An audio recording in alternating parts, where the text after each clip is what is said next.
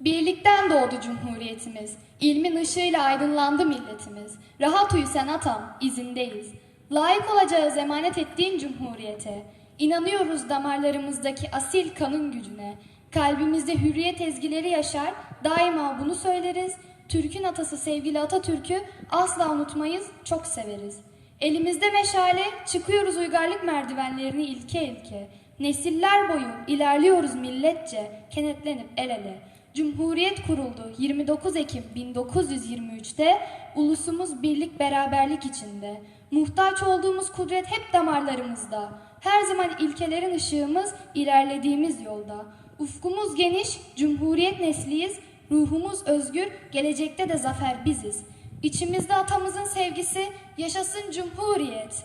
Emanetini koruyup yücelteceğiz, ta ki ölene dek. Cumhuriyetin bekçileriyiz. Daima ileri hedefimiz, o mavi gözler bizim liderimiz.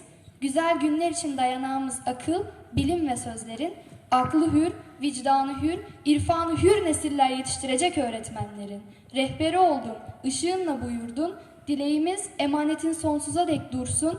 Ezelden ebede Cumhuriyet var olsun. Durmadan ilerlemek yegane hedefi ulusun. İstiklal sevdasıyla dolu yürekler koruyacak ve yüceltecek Cumhuriyetimizi gençler.